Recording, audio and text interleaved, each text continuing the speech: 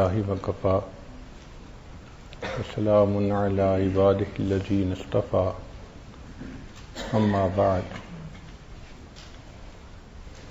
اعوذ باللہ من الشیطان الرجیم بسم اللہ الرحمن الرحیم ففروا الی اللہ سبحان ربک رب العزۃ عما یصفون وسلام علی المرسلین والحمد للہ رب العالمین اللہم صلی علی سیدنا محمد وعلی آل سیدنا محمد وبارک وسلم۔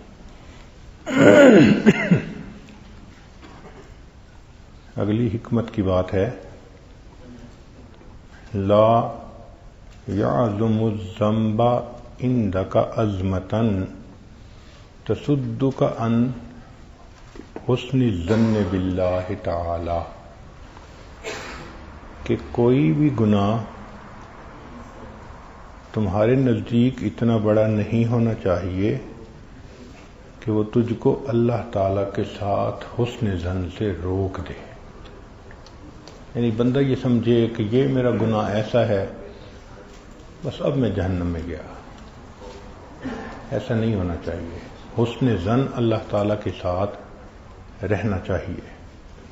لا یعظم الذنب عندک عظمۃ تصدک عن حسن الظن باللہ تعالی، اس کی وجہ پھر آگے بتائی فإن من عرف ربہ، کہ جس شخص نے اپنے رب کی معرفت کو پا لیا استصغر فی جنب کرمہ ذنبہ، تو اللہ کے کرم کے مقابلے میں اس کو ہمیشہ اپنا گناہ چھوٹا ہی لگا۔ تو دو باتیں کی ہیں کہ کوئی بھی گناہ تمہیں اللہ تعالی کے ساتھ حسن ظن سے روک نہ دے، اس لیے کہ جس نے اللہ کی معرفت کو پا لیا تو اللہ کے کرم کے مقابلے میں ہمیشہ اس کو اپنا گناہ چھوٹا لگا۔ واقعی بات ٹھیک ہے، اللہ کا کرم اتنا ہے، ہم جتنے بھی گناہ کر لیں محدود ہیں، اللہ کا کرم لا محدود ہے۔ تو کرم کے مقابلے میں تو گناہ کی کوئی حیثیت نہیں۔ چنانچہ ہر مومن کے دل میں اللہ تعالیٰ کے ساتھ حسن ظن ہونا یہ ضروری ہے۔ حدیث مبارکہ ہے ان حسن الظن باللہ من حسن العبادہ، کہ اللہ تعالیٰ کے ساتھ حسن ظن کا ہونا یہ بہترین عبادت ہے۔ ایک حدیث مبارکہ میں ہے انا عند ظن عبدی بی، میں بندے کے ساتھ اس کے حسن ظن کے مطابق معاملہ کرتا ہوں، جیسا وہ میرے ساتھ گمان کرتا ہے ویسا میں اس کے ساتھ معاملہ کرتا ہوں۔ تو حسن ظن ہوگا تو حسن سلوک ہوگا۔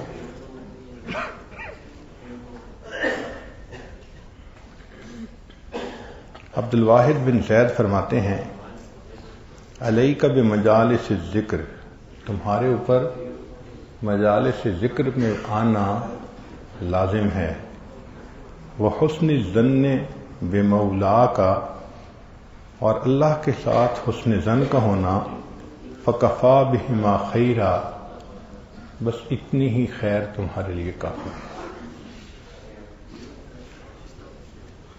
پوچھا گیا کہ حسن ظن سے کیا مراد ہے؟ قیل، پوچھا گیا کہ حسن ظن سے کیا مراد ہے؟ فرمایا کہ یہ بندہ گمان کرے کہ لا یجمعک والفاجر فی دار واحدۃ، کہ اللہ تعالیٰ مجھے قیامت کے دن فاسقوں کے ساتھ جہنم میں اکٹھا نہیں کریں گے۔ یہ دل میں ایک گمان ہونا چاہیے۔ اس کی وجہ یہ ہے کہ جس کی زندگی نیکی پر گزر رہی ہے، اللہ کی رحمت سے یہی امید رکھنی چاہیے کہ اس کا نیکوں کے ساتھ حشر ہوگا، فساق اور فجار کے ساتھ اس کا حشر نہیں ہوگا۔ ہاں، ابو سلیمان دارانی فرماتے ہیں کہ من حسن ظنہ باللہ عز وجل، جو بندہ کہے کہ اللہ کے ساتھ میرا بڑا حسن ظن ہے، ثم لا یخاف اللہ، پھر وہ اللہ سے نہیں ڈرتا گناہ کے بارے میں، فہو مخدوع، وہ دھوکہ کھایا ہوا بنتا ہے۔ تو یہ شیطان کا دھوکہ ہے کہ گناہ بھی کرے اور پھر حسن ظن بھی پیدا کر دے۔ تو نیکی کر کے پھر حسن ظن کا ہونا، عمل تو کرے نا اپنی طرف سے، جو احکام کی بجا آوری ہے اس کو لانا فرض ہے۔ تو جو اپنے اختیار میں تھا وہ کرے، پھر اس کے بعد حسن ظن دل میں رکھے۔ یہ نہیں ہے کہ کرے بھی کچھ نہیں اور پھر کہے کہ جی بس ہم تو جنت میں جائیں گے۔ قرض کی پیتے تھے میں اور کہتے تھے کہ ہاں رنگ لائے گی ہماری فاقہ مستی ایک دن، یہ تو کام نہیں نہ چلتا۔ تو اپنی طرف سے کوشش کرے، کرنے کے بعد پھر اللہ سے حسن ظن رکھے کہ اب اللہ تعالیٰ خیر کریں گے، ان اعمال کو رد نہیں فرمائیں گے، اللہ تعالیٰ ان کو قبولیت عطا فرمائیں گے۔ بنی اسرائیل کے دو لوگ تھے، ایک نیک تھا، دوسرا بدکار تھا۔ وہ جو نیکوکار تھا وہ بدکار کے پیچھے لگا رہتا تھا، سیدھا ہو جا، ٹھیک ہو جا، فلاں ہو جا، فلاں ہو جا۔ جب یہ اس کو ٹکا کے تنگ کرتا تھا نا تو وہ کہتا تھا مالی ولکا دعنی و ربی، کیا ہے تیرا میرے ساتھ معاملہ، مجھے میرے رب کے ساتھ چھوڑ دو، میرا میرے رب کا معاملہ ہے نا، تو کیوں ہر وقت میرے پیچھے پڑے رہتے ہو؟ پہلے نے ایک مرتبہ یہ کہہ دیا کہ واللہ لا یغفر اللہ لک، کہ اللہ کی قسم اللہ تجھے ہرگز معاف نہیں فرمائیں گے۔ تو اللہ تعالیٰ نے گناہگار کی بخشش فرما دی اور ان کلمات کے کہنے پر اللہ نے نیکوکار کو جہنم میں ڈال دیا۔ تو کون ہوتا ہے قسم اٹھا کے کہنے والا کہ میں اس کو نہیں بخشوں گا؟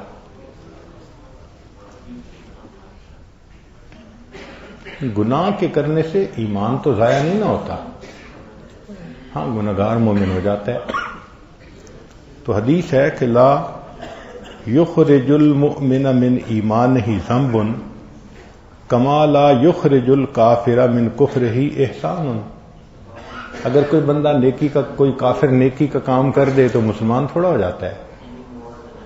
کسی کے ساتھ بھلا کر دیا، کسی کے ساتھ اچھائی کا معاملہ کر دیا تو اس نے نیکی کر دی، تو نیکی کرنے سے مسلمان تو نہیں ہوتا، مسلمان تو ہوگا کلمہ پڑھنے سے۔ اسی طرح مسلمان کافر ہوتا ہے کفر کا کلمہ بولنے سے۔ ویسے اگر کوئی گناہ سرزد ہو گیا اور وہ دل میں سمجھتا ہے کہ میرا نفس خبیث ہے، امارہ ہے، میں غلبہ شہوت کی وجہ سے ایسا کرتا ہوں، تو اس کی وجہ سے انسان کافر نہیں ہوتا، فاسق ہوتا ہے، گناہگار ہوتا ہے۔ ایسا بندہ جب بھی توبہ کرے اللہ اس کا گناہ معاف فرما دیتے ہیں۔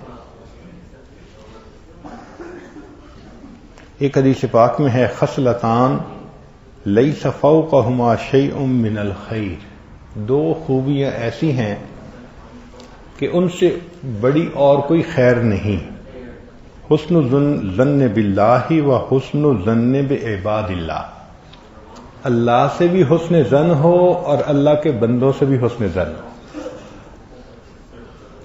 تو یہ عمل، یہ دو خصلتیں ہیں کہ ان سے اونچی خصلت اور کوئی نہیں۔ اس لیے جو شخص حج پہ جائے اور اس کو میدان عرفات میں وقوف عرفہ کرنے کا اللہ موقع عطا فرما دے، تو حدیث پاک میں ہے کہ وقوف عرفہ کرنے کے بعد جو بندہ یہ کہے الذی یظن ان اللہ عز وجل یا لا یغفر لہم، تو اللہ رب العزت فرماتے ہیں کہ حاجیوں میں سب سے برا حاجی وہ ہوتا ہے وقوف عرفہ بھی کرے اور پھر کہے کہ میرے تو گناہ معاف نہیں ہوں گے۔ بھائی حسن ظن رکھو، معافی مانگنے کی توفیق دی۔ دیکھیں اللہ نے معاف نہ کرنا ہوتا آنے ہی نہ دیتے۔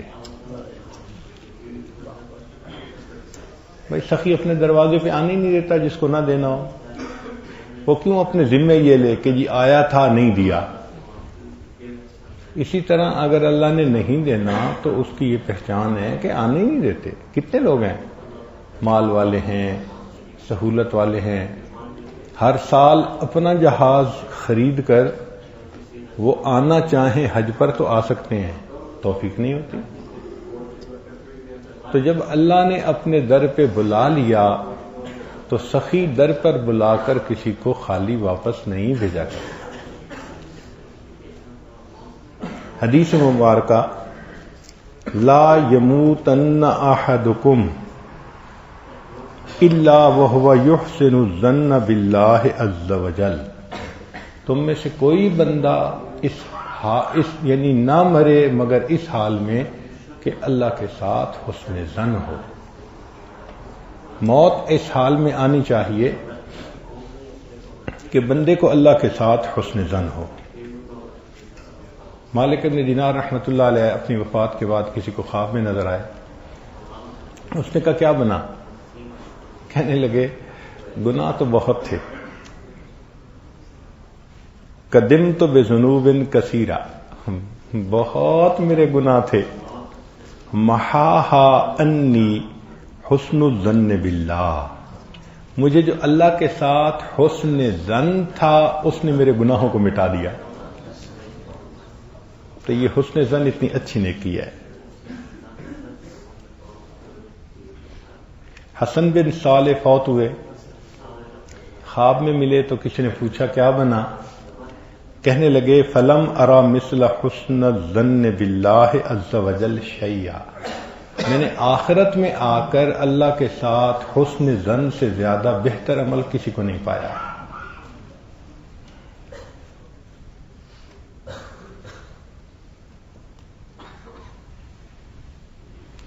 حضرت عبداللہ رحمۃ اللہ علیہ فرماتے تھے والذی لا الہ غیرہ ما اعطی عبد مؤمن شیئا خیرا من حسن الظن باللہ، کہ مومن بندے کو حسن ظن سے زیادہ بہتر اور کوئی نعمت نہیں ملی.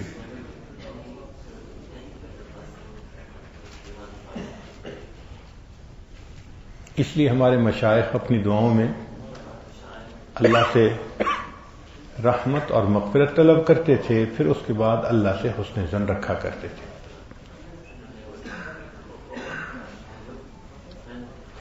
مرض اعرابی، ایک بدو عرابی دیہاتی بندہ وہ مریض ہو گیا. فقیل لہ انک تموت، لو جی طبیب صاحب نے بتا دیا تیری اب موت آنے والی ہے. قال وَأَيْنَ أَذْهَبُ، رابی نے پوچھا میں نے کہاں جانا ہے؟ قالوا، اوپر والوں نے کہا الی اللہ عز وجل، اللہ کی طرف جانا ہے. قال، کہنے لگا فما کراہتی ان اذهب الى من لا ارى الخیر الا منه، مجھے کیا کراہت ہے اس ذات کے پاس جانے میں جس ذات میں میں نے خیر کے سوا اور کچھ نہیں دیکھا.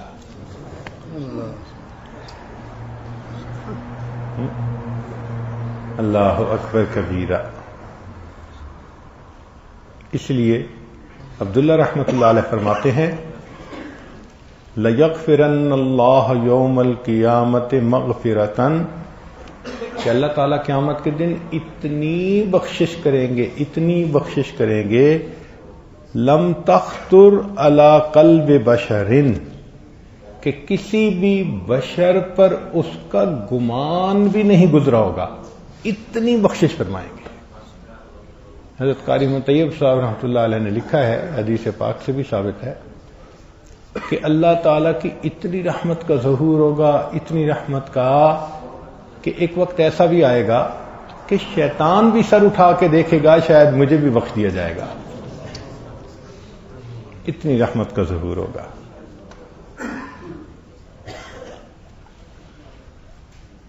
اب ایک اور حدیث مبارکہ سنیے، سبحان اللہ کیا مزے کی بات ہے. نبی اسلام نے فرمایا من اصاب فی الدنیا ذنبا فعوقب به اگر کسی بندے نے دنیا میں گناہ کیا اور اس پر اس کو سزا ملی، سزا سے مراد یہ کہ اس کے بدلے ذلت ہوئی یا کوئی پریشانی اٹھانی پڑی یا کوئی سختی اللہ کی طرف سے آئی، تو جس بندے نے دنیا میں گناہ کیا اور اس پر اس کو دنیا میں سزا ملی، فاللہ اعدل من ان یسنی عقوبتہ علی عبدہ، اللہ اس سے بلند ہے کہ وہ اپنے بندے پر عذاب کو 2 مرتبہ کرے۔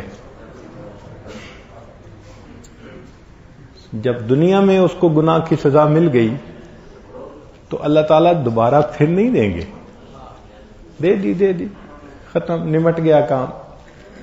اور اگلی بات دیکھیں، وَمَنْ أَذْنَبَ فِي الدُّنْيَا ذَنْبًا، اور جس نے دنیا میں گناہ کیا، فَسَتَرَهُ اللَّهُ عَلَيْهِ، اور اللہ نے گناہ پر پردہ ڈال دیا، فَاللَّهُ أَكْرَمُ مِنْ أَنْ يَعُودَ فِي شَيْءٍ قَدْ عَفَا عَنْهُ، اور اللہ اس بات سے زیادہ کریم ہے کہ جب دنیا میں معاف کر دیا تو آخرت میں پھر اس گناہ کو دوبارہ کھولے۔ دنیا میں پردہ ڈال دیا تو آخرت میں پردہ ڈال دیں گے۔ اللہ اکبر، کیا خوبصورت بات ہے۔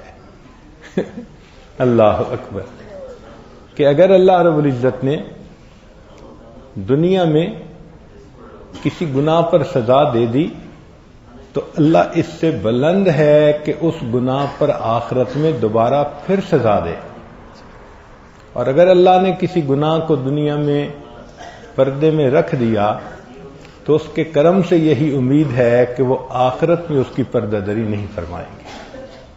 کریم ہے نا، تو جب کریم نے پردہ ڈال دیا تو ڈال دیا۔ سبحان اللہ، کیا حسن ذہن پیدا کرنے والی بات ہے۔ حدیث پاک ہے، جہنم میں ایک جہنمی ہوگا، کوئی بھی اس کی شفاعت کرنے والا نہیں ہوگا، چنانچہ وہ 1000 سال تک جہنم میں کہے گا یا حنان یا منان، یا حنان یا منان، یہ کہتا رہے گا یا حنان یا منان۔ اللہ تعالیٰ جبریل علیہ السلام کو بھیجیں گے کہ بھئی کیا مسئلہ ہے تیرا، تو گردان پڑ رہا ہے یا حنان یا منان۔ تو جبریل علیہ السلام اس کو نکال کر اللہ کے حضور لائیں گے، اللہ کے سامنے کھڑا کریں گے۔ اللہ تعالیٰ پوچھیں گے کہ بتاؤ تمہارے گناہوں نے تمہیں بری جگہ پہنچا دیا؟ وہ کہے گا یا اللہ پہنچ گیا تھا۔ فرمایا دیکھ لیا ٹھکانہ اپنا برا؟ جی یا اللہ برا ٹھکانہ دیکھ لیا۔ فرمایا جاؤ جہنم میں۔ تو جب اللہ فرمائیں گے نا تو وہ کہے گا کہ میں نے یہ سنا ہوا ہے آپ اتنے کریم ہیں، اگر کسی کو 1 مرتبہ جہنم سے نکالیں گے دوبارہ نہیں بھیجیں گے۔ اللہ فرمائیں گے اچھا جاؤ تمہیں جنت عطا فرما دی۔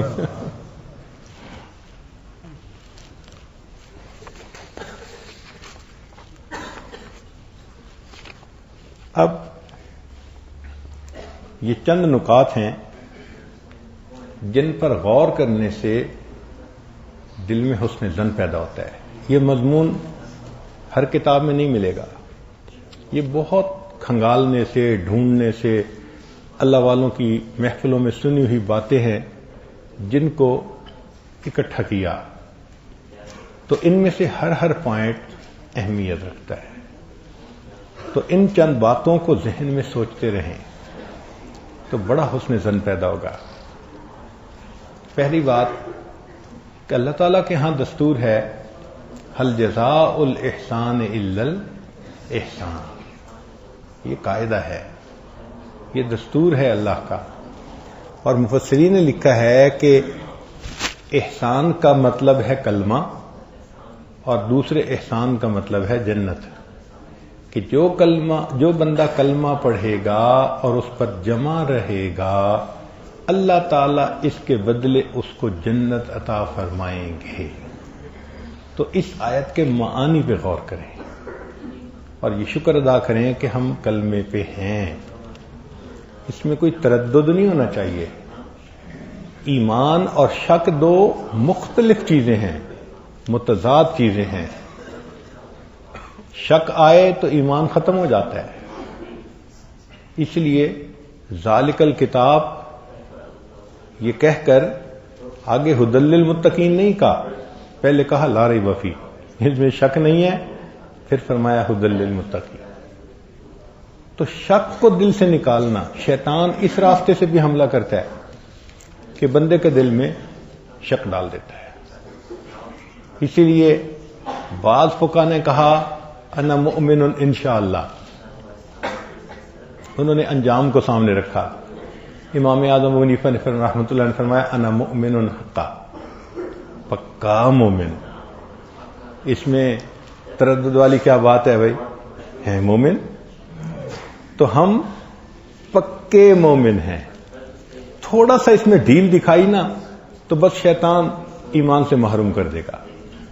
اس لیے پکا یقین ہو کہ اللہ کی دی ہوئی توفیق سے کلمہ پڑھا ہے، ہم ایمان والے ہیں، لہذا اس ایمان کے صدقے اب اللہ ہمیں آخرت میں جنت عطا فرمائیں گے.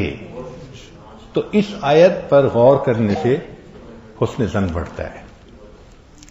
دوسرا وَأَحْسِنُوا إِنَّ اللَّهَ يُحِبُّ الْمُحْسِنِينَ. مفسرین نے لکھا کہ احسنوا بمعنی حسن ظن کے بھی ہے، کہ جس بندے میں حسن ظن ہوگا ایسے بندے کو ان اللہ یحب المحسنین، اللہ تعالیٰ ایسے محسنین کو پسند فرماتے ہیں، محبت فرماتے ہیں. پھر ایک تیسری بات کہ اللہ رب العزت کے اسماء الحسنى میں سے ایک نام ہے المؤمن.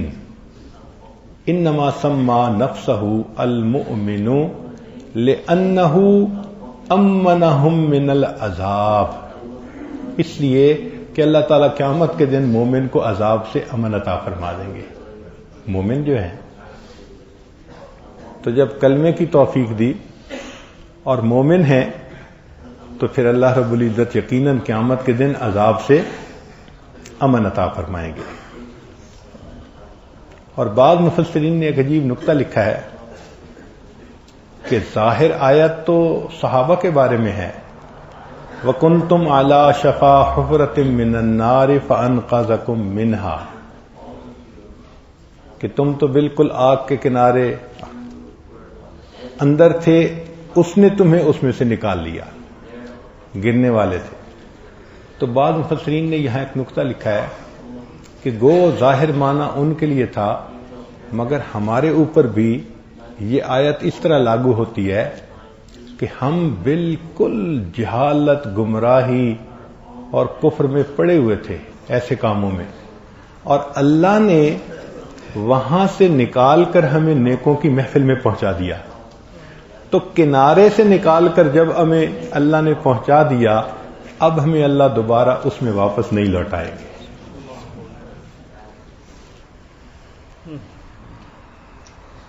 اور بعض مفسرین نے ایک عجیب بات لکھی ہے، وہ فرماتے ہیں کہ قرآن پاک کی آیت ہے ما سلککم فی سقر، یعنی جو بندے جہنم میں جائیں گے تو جنتی ان سے سوال کریں گے کہ ما سلککم فی سقر، تم کو جہنم میں کس چیز نے ڈالا؟ وہ آگے کہیں گے لم نک من المصلین ولم نک نطعم المسکین وَكُنَّا نَخُوضُ مَعَ الْخَائِضِينَ وَكُنَّا نُكَذِّبُ بِيَوْمِ الدِّينِ حَتَّى أَتَانَا الْيَقِينُ. وہ کہتے ہیں کہ تم جتنے بھی گناہ گار ہو مگر ان میں سے کوئی بھی صفت ایسی نہیں جو ہمارے اندر ہو. مثلا اللہ کے فضل سے نماز پڑھتے ہیں، مسکین کو کھانا کھلاتے ہیں، اور ہم خاضعین کے ساتھ ایسے اپنے وقت کو ضائع نہیں کرتے، اور ہم قیامت کے دن کو نہیں جھٹلاتے. بھئی مانتے ہیں یا نہیں مانتے؟ پکا مانتے ہیں نا؟ کوئی ایسا ہے کہ جس کے دل میں شک ہو؟ تو جب شک ہی نہیں تو اس کا مطلب یہ کہ جو جہنمیوں کی پہچان بتائی گئی وہ ہمارے اندر نہیں ہے. کیسا مفسرین نے نقطہ لکھا ہے کہ جب ہم قیامت کو جھٹلاتے ہی نہیں، ہمارے ذہن میں ہی کبھی نہیں آیا کہ قیامت کا دن نہیں ہوگا، تو پھر ہم جہنم میں جانے والوں میں سے ہیں ہی نہیں، کیونکہ اللہ تعالیٰ نے تو نشانیاں یہ بتلائی ہیں۔ اللہ اکبر کبیرہ۔ اور ایک یہ بھی کہ ہر مومن کی روزانہ ایک دعا قبول ہوتی ہے، ہر مومن کی روزانہ ایک دعا قبول ہوتی ہے۔ حدیث مبارکہ سنیے، ان للہ عتقاء من النار فی کل یوم ولیلۃ ولکل عبد منہم دعوت مستجابہ۔ ہر بندے کی اللہ تعالیٰ دن میں ایک دعا کو قبول کرتے ہیں۔ تو ہمارے مشائخ نے لکھا کہ جب بھی دعا مانگو اس میں اللہم اغفر لی ضرور کہا کرو، چونکہ جس دن بھی یہ قبول ہو گئی تو مغفرت ہو گئی۔ اللہم اغفر لی کثرت سے کہا کرو۔ ایک بزرگ نے اپنے بیٹے سے یہی کہا تھا کہ بیٹے اللہم اغفر لی کہا کرو، اللہ کے کچھ ایسے اوقات ہوتے ہیں رحمت کے کہ منہ سے نکلی ہوئی بات کو اللہ پورا کر دیتے ہیں۔ اور ایک اور جو بات ہے حسن ظن پیدا کرنے والی، وہ بڑی مزے کی ہے، بتائیں یا آگے چلیں؟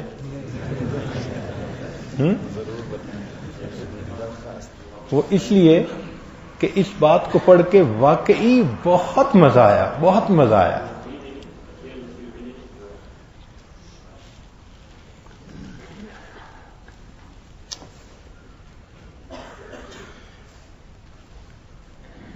پہلی بات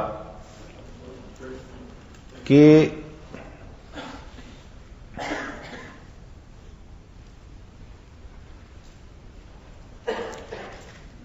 ایمان والوں کے لیے اللہ کے فرشتے روزانہ استغفار کرتے ہیں، دعا کرتے ہیں۔ تو ہر مومن کا فرشتوں کی دعاؤں میں حصہ ہوتا ہے۔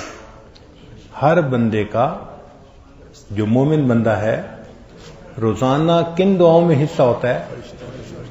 تو اگر معصوم فرشتے کسی کے لیے دعا مانگیں تو یقیناً اللہ قبول فرمائیں گے۔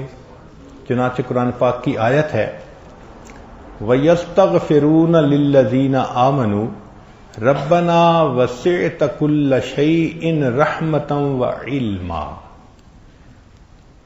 تو ہمارے اکاؤنٹ میں روزانہ جہاں جہاں سے خیر کا حصہ آ رہا ہے نا، اس میں سے ایک فرشتوں کے اکاؤنٹ میں سے روزانہ ٹرانسفر ہوتی ہیں نیکیاں۔ بات سمجھ آ رہی ہے؟ کیوں جی؟ بات سمجھ آ رہی ہے؟ کیونکہ یہ اہم بات ہے، اس لیے میں نے کاؤنٹر کوشچن پوچھا کہ تاکہ آپ لوگ ذرا سوچیں اور متوجہ ہوں، پوائنٹ کو سمجھیں۔ تو اپنی نیکیوں کو تو ایک طرف رکھ دو نا کہ ہمارے عمل ٹھیک ہے، اس حالت اس قابل ہی نہیں ہے، ہم اپنے اعمال کو جانتے ہیں۔ لیکن جو ہمیں باہر کے اکاؤنٹ سے آ رہی ہیں نیکیاں، وہ تو پکے اکاؤنٹ ہے نا۔ اب ان میں سے ایک اکاؤنٹ کون سا ہے؟ فرشتوں کا۔ فرشتے دعا کرتے ہیں، اور اس کی تصدیق کس نے کی؟ اللہ تعالی نے کی۔ اللہ نے اپنے کلام میں بتلا دیا کہ فرشتے ایمان والوں کے لیے استغفار کرتے ہیں، وَيَسْتَغْفِرُونَ لِلَّذِينَ آمَنُوا رَبَّنَا وَسِعْتَ كُلَّ شَيْءٍ رَحْمَةً وَعِلْمًا۔ تو ایک تو اس اکاؤنٹ سے نیکیاں ہمارے اکاؤنٹ میں ٹرانسفر ہوتی ہیں۔ دوسرا اکاؤنٹ آدم علیہ السلام کا، ان کے اکاؤنٹ سے بھی نیکیاں ٹرانسفر ہوتی ہیں۔ وہ کیسے؟ کہ جب آدم علیہ السلام نے اللہ کا گھر بنایا اور پہلا حج کیا، جو تاریخ انسانیت کا پہلا حج تھا، آدم علیہ السلام بجا لائے، تو انہوں نے اس وقت کہا یا رب قد قضیت نسکی فما لیا، میں نے آپ کا فریضہ ادا کر دیا، حج کر لیا، اب اس پر مجھے کیا بدلہ ملے گا؟ وَأَوْحَى اللَّهُ عَزَّ وَجَلَّ أَنْ سَلْنِي يَا آدَمُ مَا شِئْتَ۔ اللہ نے فرمایا کہ میرے پیارے آدم علیہ السلام، آپ نے فریضہ ادا کیا، اب آپ مجھ سے مانگیے جو مانگتے ہیں۔ قال، تو انہوں نے اس وقت دعا مانگی، اسألک ان تغفر لی تغفر لی ولولدی، اے اللہ میں آپ سے سوال کرتا ہوں کہ مجھے بھی بخش دیجئے اور جتنی میری اولاد ہوگی سب کو بخش دیجئے۔ تو مفسرین نے لکھا کہ آدم علیہ السلام کی یہ دعا قیامت تک آنے والے آخری ان کی جو اولاد ہوگی اس تک ہوگی۔ تو ان کے اکاؤنٹ سے بھی ہمیں نیکی ٹرانسفر ہوگی یا نہیں؟ کیوں جی؟ تو فرشتوں سے بھی ہوئی اور کس سے ہوئی؟ آدم علیہ السلام سے بھی ہوئی۔ اب آگے دیکھیے، حضرت نوح علیہ السلام نے دعا مانگی اور تصدیق قرآن نے کی۔ کیا کہا؟ رب اغفر لی ولوالدی ولمن دخل بیتی مؤمنا وللمؤمنین والمؤمنات۔ تو انہوں نے مغفرت کی دعا مانگی ہر مومن مرد اور ہر مومن، تو ہمارا حصہ ہے نا ایمان کی وجہ سے؟ کیوں جی؟ ہے نا؟ یہ شک ہے؟ کوئی شک والی بات ہی نہیں، یہ شک کی بات نہیں، یہ پکی بات ہے، پکی بات ہے کہ ہم ایمان والے ہیں الحمدللہ، اور نوح علیہ السلام کی اس دعا کی وجہ سے ہمارے اکاؤنٹ میں نیکیاں ٹرانسفر ہوتی ہیں۔ پھر ابراہیم علیہ السلام نے دعا مانگی، کیا فرمایا؟ ربنا اغفر لی ولوالدی وللمؤمنین یوم یقوم الحساب۔ تو دیکھیں قیامت تک کے لیے دعا ہے نا، تو ابراہیم علیہ السلام کی دعا میں حصہ ہے۔ اب ایک بندے کا انبیاء کی دعاؤں میں حصہ ہو تو کیا وہ سوچتا ہے کہ میں جہنم میں جاؤں گا؟ اولیاء کی دعاؤں میں حصہ ہو تو بندہ جہنم میں نہیں جاتا، یہ تو انبیاء کی بات ہے۔ اور پھر دیکھیں کہ نبی علیہ السلام کی دعاؤں میں حصہ، محبوب صلی اللہ علیہ وسلم نے فرمایا وَاسْتَغْفِرْ لِذَنْبِكَ وَلِلْمُؤْمِنِينَ وَالْمُؤْمِنَاتِ۔ تو نبی علیہ السلام نے فرمایا میں ہر دن میں 100 مرتبہ استغفار کرتا ہوں۔ تو محبوب صلی اللہ علیہ وسلم کی دعاؤں میں حصہ ہوا نا ایمان والوں کا۔ پھر جتنے دنیا میں ایمان والے ہیں ہر ایک کی دعا میں ہمارا حصہ ہے۔ جتنے دنیا میں ایمان والے گزرے یا آئندہ آئیں گے ہر ایک کی دعا میں ہمارا حصہ ہے۔ وہ کیسے؟ کہ قرآن پاک میں اللہ نے ہمیں دعا سکھائی، ربنا اغفر لنا ولاخواننا الذین سبقونا بالایمان۔ تو ہم فوت ہوں گے تو جتنے بعد میں آنے والے ہوں گے ان کی دعاؤں میں ہمارا، تو بھئی فرشتوں سے سلسلہ شروع ہوا، ان کی دعاؤں میں حصہ، آدم علیہ السلام کی دعا میں حصہ، نوح علیہ السلام کی دعا میں حصہ، ابراہیم علیہ السلام کی دعا میں حصہ، نبی علیہ السلام کی دعاؤں میں حصہ، اور جتنے ایمان والے قیامت تک آئیں گے ان سب کی دعاؤں میں حصہ۔ اب بتائیں جب اتنوں نے ہاتھ اٹھا کے دعا مانگی، کیا اللہ کی رحمت سے یہ گوارا کرتے ہیں کہ ہمیں جہنم میں بھیجے گا؟ یقیناً دل میں حسن ظن آتا ہے میرے مولا یہ آیتیں بتاتی ہیں کہ آپ نے خیر کا ارادہ فرما لیا ہے، آپ نے خیر کا ارادہ فرما لیا ہے، تبھی تو آپ نے کلمہ پڑھنے کی توفیق دے دی۔ لہذا مومن اپنی طرف سے گناہوں سے بچے مگر حسن ظن بھی رکھے کہ اب قبول ہو جائیں گی نیکیاں۔ یہ خوبصورتی ہے نا شریعت کی کہ صرف ایک کی طرف نہیں لے کے گئے، ڈپریشن ڈپریشن ڈپریشن، مر گئے مر گئے مر گئے۔ شریعت میانہ روی کو پسند کرتی ہے، اعتدال کو پسند کرتی ہے۔ ایک طرف کہا اتنے ڈرو کہ ہماری نیکیاں ہمارے منہ پہ مار دی جائیں گی، اور دوسری طرف کہا کہ صرف جلال ہی نہیں اس کے پاس جلال بھی ہے، جمال بھی ہے، اور جمال ایسا کہ اتنی امید کرو کہ جب کلمہ پڑھ لیا اب جہنم میں جا ہی نہیں سکتے۔ تو یہ چیز انسان کے اندر حسن ظن پیدا کرتی ہے۔ تو بات سمجھ میں آ گئی؟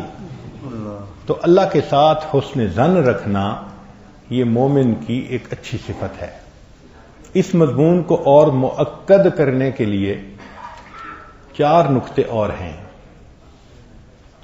اس مضمون کو مؤکد کرنے کے لیے 4 نقطے اور ہیں. وہ کیا؟ پہلا نقطہ ہمارا کلمہ شہادت. پہلا نقطہ کون سا ہے؟ جو مراقبوں میں ہے نا وہ ذرا توجہ سے بیٹھیں.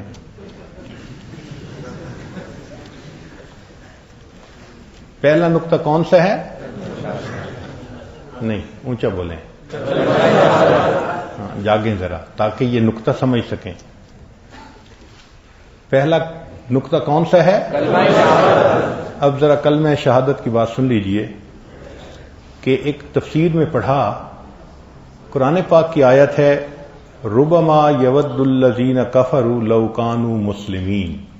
تو مجاہد رحمت اللہ علیہ جو ابن عباس لانو کے شاگرد تھے اور معروف مفسر ہیں، وہ فرماتے ہیں کہ اذا فرغ اللہ عز وجل من القضاء بین خلقہ، کہ جب اللہ تعالیٰ قیامت کے دن بندوں کے جو آپس کے معاملات ہوں گے ان جھگڑوں میں فیصلے کرنے سے فارغ ہو جائیں گے، قال فرمائیں گے من کان مسلمن فلیدخل الجنہ. جو مسلمان ہے جس پر مخلوق کا کوئی حق نہیں، چلو میں اس سے کچھ نہیں پوچھ گچھ کرتا، جاؤ تم سارے کے سارے جنت میں. اس لیے کافر اس دن کہیں گے کاش ہم مسلمان ہوتے. یہ جو الفاظ ہیں نا لو کانوا مسلمین، کیا مطلب تھا؟ کہ اسلام پر بخشش ہوگی صرف. تبھی تو وہ تمنا کریں گے لو کانوا مسلمین، ہم بھی مسلمان ہوتے. تو فرمایا کہ جو حقوق العباد میں نہیں نہ پھنسے گا، کہ کوئی گربان پکڑنے والا قیامت میں بندہ نہیں ہوگا. اللہ سے بچنا آسان، بندوں سے بچنا مشکل کام اس نے. تو جو حقوق العباد پورا کرتا ہوگا، بندوں کے حقوق پورے کرے گا، اور قیامت کے دن صرف اس کے اوپر اللہ کے حق ہوں گے، تو اللہ فرمائیں گے کہ تمہارے کلمے کے صدقے جاؤ، میں نے تمہیں جنت عطا فرما دی. تو پہلا ایک سہارا کلمہ بھی ہے، اور لوگوں کے حقوق کے ادائیگی میں ہمیں بہت محنت کرنے کی ضرورت ہے. دوسری بات رشتے. دوسرا نقطہ کیا ہے؟ نہیں، پھر آج تک آپ نے. تو دوسرا نقطہ کون سا ہے؟ رشتے. سنیے، رشتے ہوتے ہیں 2 طرح کے. ایک ہوتے ہیں انسان کے نسبی رشتے، نسل کے رشتے جس کو کہتے ہیں، اور ایک ہوتے ہیں روحانی رشتے. تو نسبی رشتوں کے بارے میں سنیے، اللہ تعالیٰ فرماتے ہیں والذین آمنوا واتبعتہم ذریتہم بایمان الحقنا بہم ذریتہم وما التناہم من عملہم من شیء. کہ جو لوگ ایمان والے ہوں گے اور ان کی اولاد ان کے نقش قدم پر چلنے کی کوشش کرے گی، گو وہ ان جیسی تو نہیں بن سکے گی، کوشش کریں گے ان کے نقش قدم پر چلنے کی. اللہ فرماتے ہیں الحقنا بہم ذریتہم، ہم اولاد کو ملحق کر دیں گے ان کے بڑوں کے ساتھ، وما التناہم من عملہم من شیء. اس کا مطلب یہ کہ جن کو نیکوں کے ساتھ ایک نسبی تعلق ہوگا، اس آیت میں ان کے لیے بڑی خوشخبری ہے اگر وہ کوشش کریں گے. اور اگر نیکوں کے ساتھ نسبی رشتہ نہیں تو دوسرا رشتہ کیا ہوتا ہے؟ روحانی رشتہ. تو نبی اسلام نے فرمایا المرء مع من. اب آپ بتائیں، آپ کو محبت ہے کسی سے؟ بتائیں نا، اونچا بتائیں. نبی علیہ الصلوۃ والسلام سے لے کر ہمارے مشائخ تک جتنے اولیاء آئے، الحمدللہ ہمارے دلوں میں سب کے ساتھ محبت ہے. تو جب محبت ہے تو محبت کی وجہ سے بخشش ہوگی یا نہیں ہوگی؟ تو حسن ظن پیدا کرنے کا ایک دوسرا نقطہ. تیسرا نقطہ نبی علیہ الصلوۃ والسلام کی شفاعت. نبی علیہ الصلوۃ والسلام کی شفاعت. عبداللہ ابن عمر بن عاص اللہ عنہ فرماتے ہیں کہ ان النبی صلی اللہ علیہ وسلم تلا قول ابراہیم علیہ السلام، کہ نبی علیہ السلام نے ابراہیم علیہ السلام کا یہ قول تلاوت کیا، یعنی اللہ نے اس قول کو اپنے کلام کا حصہ بنا دیا.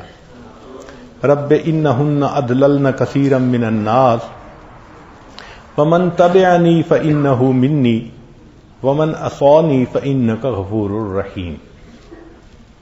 وقال عیسیٰ علیہ السلام، اور عیسیٰ علیہ السلام کا یہ قول پڑھا، ان تعذبہم فانہم عبادک وَإِن تَغْفِرْ لَهُمْ فَإِنَّكَ أَنْتَ الْعَزِيزُ الْحَكِيمُ. فَرَفَعَ يَدَيْهِ وَبَكَى. یہ دونوں اقوال پڑھ کے نبی علیہ السلام نے ہاتھ اٹھائے اور آپ رونے لگ گئے. ثم قال اللہم امتی امتی وبكى. اللہ میری امت کی مغفرت کرنا، میری امت کی. چنانچہ فقال اللہ عز وجل یا جبریل، اللہ تعالیٰ نے فرمایا اے جبرائیل اذهب الی محمد صلی اللہ علیہ وسلم، جائیے محمد صلی اللہ علیہ وسلم کے پاس.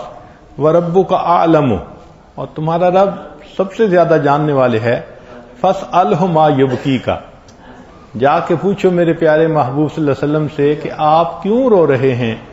فاتاہ جبرائیل، تو جبریل علیہ السلام نبی علیہ السلام کے پاس آئے. فسألہ، نبی علیہ السلام سے انہوں نے پوچھا اے اللہ کے حبیب صلی اللہ علیہ وسلم کیوں رو رہے ہیں. فأخبرہ رسول اللہ صلی اللہ علیہ وسلم بما قال وہو عالم، تو رسول اللہ صلی اللہ علیہ وسلم نے ان کو بتایا کہ میں اس لیے رو رہا ہوں کہ ان انبیاء نے یہ الفاظ کہے تھے اپنی امتوں کے بارے میں، مجھے اپنی امت یاد آئی تو اللہ میں نے آپ سے دعائیں مانگی امت کی مغفرت کی.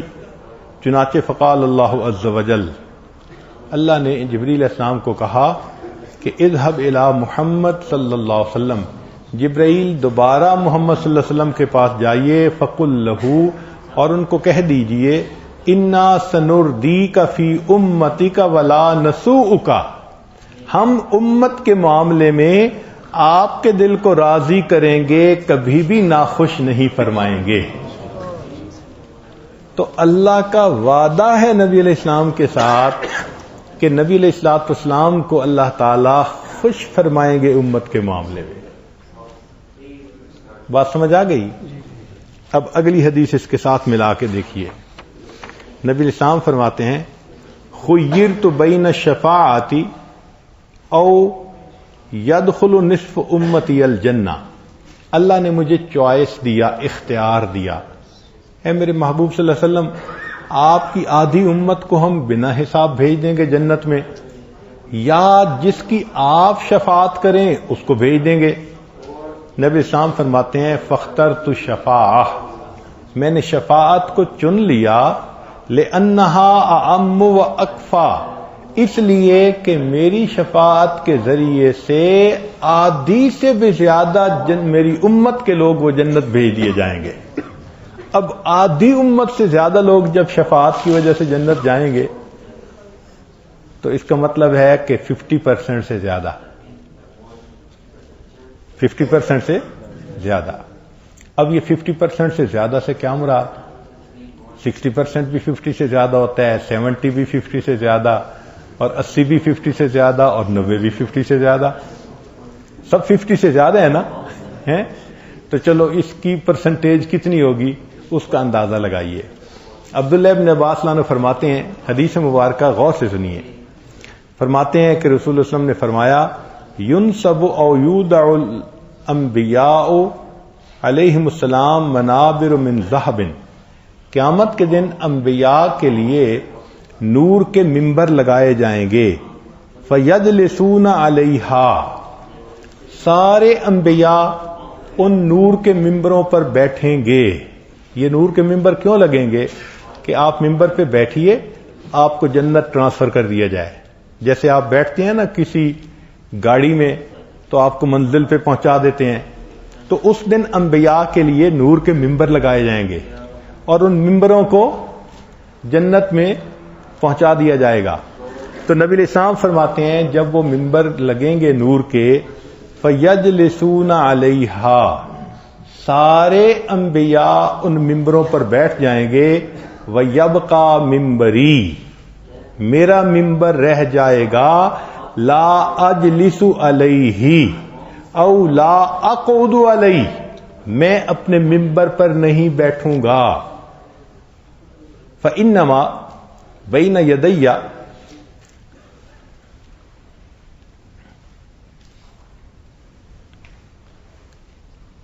میرے سامنے، یعنی اس وقت جب میں ممبر پر نہیں بیٹھوں گا تو اس کی وجہ کیا ہوگی؟ مخافت ان یبعث بی الی الجنہ وتبقى امتی بعدی، مجھے ڈر ہوگا ایسا نہ ہو میں اس ممبر پہ بیٹھوں اور ممبر تو جنت پہنچ جائے اور میری امت پیچھے رہ جائے، تو میں ممبر پہ نہیں بیٹھوں گا. سبحان اللہ سبحان اللہ. آقا صلی اللہ علیہ وسلم کی رحمت للعالمین ہی دیکھیے، فرماتے ہیں کہ سارے انبیاء بیٹھ جائیں گے، میرا ممبر خالی ہوگا، میں ممبر پر نہیں بیٹھوں گا. اور میرے دل میں ڈر کیا ہوگا؟ ایسا نہ ہو میں ممبر پہ بیٹھوں تو ممبر جنت میں اور امت میری یہیں پر، تو میں نہیں بیٹھوں گا. فاقول یا رب، میں یہ عرض کروں گا اے رب کریم، اجل حسابہم، میری امت کا حساب جلدی کیجئے، یعنی پہلے حساب کیجئے، میں بعد میں بیٹھوں گا. تو جب میں یہ کہوں گا فَيُدْعَى بِهِمْ فَيُحَاسَبُونَ فَمِنْهُمْ مَنْ يَدْخُلُ الْجَنَّةَ بِرَحْمَةِ اللَّهِ وَمِنْهُمْ مَنْ يَدْخُلُ الْجَنَّةَ بِشَفَاعَتِي. پھر ایسے ہوگا کہ کچھ لوگ تو نیک عملوں کی وجہ سے جنت میں چلے جائیں گے، کچھ اللہ کی رحمت سے چلے جائیں گے، اور کچھ کی جو میں شفاعت کروں گا وہ جنت میں جائیں گے. فما ازال اشفع، میں اس وقت تک شفاعت کرنا بند نہیں کروں گا حتی اعطی سکاکا لرجال قد بعث بهم الى النار، حتیٰ کہ مجھے ایک لسٹ دی جائے گی، پرچی دی جائے گی، ایک سکہ دیا جائے گا کہ آپ کی امت کے بس اتنے بندے جہنم میں باقی رہ گئے. حتیٰ ان مالکا خازن النار یقول، جو جہنم کا انچارج فرشتہ ہے مالک، وہ پکار کر مجھے کہے گا یا محمد، اے محمد صلی اللہ علیہ وسلم، ما ترکت للنار لغضب ربک لامتک من نقمہ، کہ اب آپ کی امت میں عذاب کے لیے لگتا ہے جہنم میں کوئی بندہ باقی نہیں بچا. جب مالک مجھے یہ رپورٹ کرے گا تب اس کے بعد میں ممبر پر بیٹھوں گا اور جنت میں جاؤں گا. اس وقت تک میں شفاعت کرتا رہوں گا. اللہ اکبر کبیرہ. اس کا مطلب یہ 50% والا مسئلہ نہیں، یہ مسئلہ آگے کا ہے کہ مالک کہے گا کہ مجھے تو ایسے لگتا ہے کہ آپ کی امت کا کوئی بندہ اب پیچھے جہنم میں رہ ہی نہیں گیا. اللہ اکبر کبیرہ. سبحان اللہ. اپنے دامان شفاعت میں چھپائے رکھنا، میرے سرکار میری بات بنائے رکھنا. میں نے مانا کہ گناہگار ہوں پر آپ کا ہوں، میں نے مانا کہ گناہگار ہوں پر آپ کا ہوں. اس گناہگار سے سرکار نبھائے رکھنا، ذرہ خاک کو خورشید بنانے والے، خاک ہوں میں مجھے قدموں سے لگائے رکھنا۔